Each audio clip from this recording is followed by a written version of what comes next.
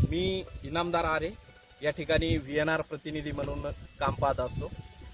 आज आपण खेडलेजुंगी तालुका निफाड जिल्हा नाशिक या खेडलेजुंगी या गावात आपण आलेलो आहोत। या ठिकाणी आपण VNR 4343 या वाहनाची आपण पीक पाहणी करणार आहोत। तर 4343 हे जे वाहन आहे हे शेतकऱ्यांसाठी किती फायदेशीर आणि किती महत्त्वपूर्ण आहे हे आपण आज या पीक पाहणीतून या ठिकाणी आपण पाहणार। हे वाहन 105 ते 110 दिवसात पूर्ण होणार वाहन आहे। 105 ते 110 दिवसात वाहन जर पूर्ण झालं तर आपल्यासाठी सगळ्यात महत्त्वाची गोष्ट ही येते की आपला नाशिक जिल्हा जर पाहिला तर आपल्या इकडे कांदा हे आपलं मुख्य पीक येतं। खरीप नंतर आपण रब्बीमध्ये जेव्हा कांदा लावतो तर बाबा 4343 वाहन आपण 105 दिवस हे वाहन पूर्णपणे कालावधी घेतं आणि 105 दिवसानंतर हे वाहन आपलं रब्बीच्या पिकासाठी म्हणजे कांद्यासाठी किंवा गव्हासाठी हे रान आपलं लवकरात लवकर मोकळं होतं। हा फायदा आपल्याला सगळ्यात पहिला फायदा आपल्याला हा भेटतो या वाहनापासून की आपलं रब्बी पिकासाठीचं जे रान आहे ते लवकरात लवकर तयार होतं। त्यानंतर ह्या वाहनात सगळ्यात महत्त्वाचा गुणधर्म जो आहे, या वाहनामध्ये दुसरा सगळ्यात महत्त्वाचा गुणधर्म येतो की याच्यामध्ये आपल्याला एक समान आकाराची टोकापर्यंत भरलेली दाणे आपल्याला या ठिकाणी पाहायला मिळतात।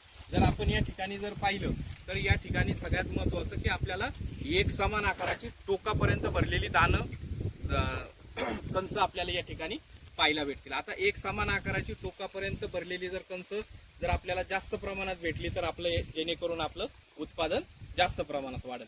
त्यानंतर या वाहनात सगळ्यात महत्त्वाचा जो गुणधर्म आहे की जेव्हा आपण मक्याच्या शेतात फिरत असतो तर शेजारी जर कंस पाहिली तर आपल्या बांधाच्या शेजारची कंस ही आपल्याला मोठमोठी पाहायला भेटतात आणि शेताच्या आतमध्ये आलं तर त्या ठिकाणी आपल्याला कंसाची साईज ही लहान पाहायला भेटते।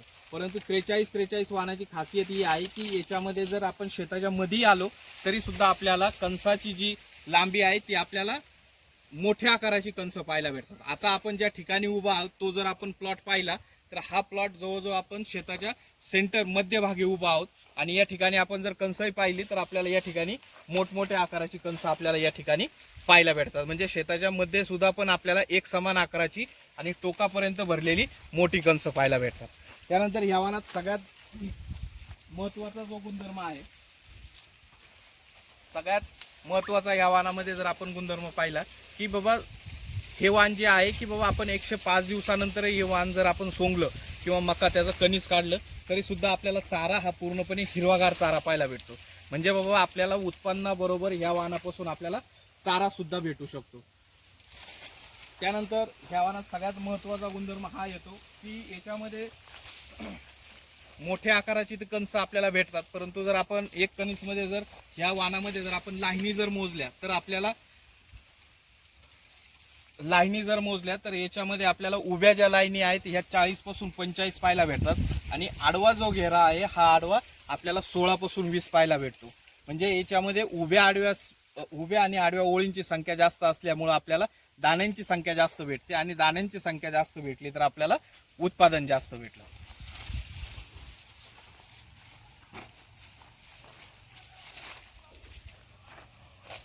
त्यानंतर ह्या वाहनात सगळ्यात महत्त्वाचा जो गुणधर्म आहे तो आपल्याला या वाहनात हे पाहता येईल का हे वाहन जे आहे हे वाहन आपल्याला बागायती आणि कोरडवाहू ह्या दोन्ही गोष्टींमध्ये ह्या वाहनाचा आपण वापर करू शकतो। त्यानंतर सगळ्यात महत्त्वाची जी मक्यामध्ये आपण सगळ्यात महत्त्वाची जी गोष्ट पाहतो ती असते सगळ्यात महत्त्वाची, जर आपण याचे दाणे जर पाहिले तर या ठिकाणी याचे जर दाणे जर आपण पाहिले तर आपल्याला पूर्णपणे असे चपटे आणि नारंगी रंगाचे दाणे पाहायला भेटतात। म्हणजे चमकदार नारंगी रंग आणि चपटे दाणे याच्यामुळे जेणेकरून आपल्याला बाजारभाव या वाहनापासून आपल्याला चांगल्या आकाराचा बाजारभाव पण भेटून जातो। तर अशा प्रकारे हे आपलं VNR कंपनीचं 4343 म्हणून वाहन येतं। तरी माझी सर्व शेतकऱ्यांना विनंती आहे की बाबा आपण येणाऱ्या खरीप हंगामामध्ये ह्या वाहनाचा जरूर अनुभव घ्या। धन्यवाद।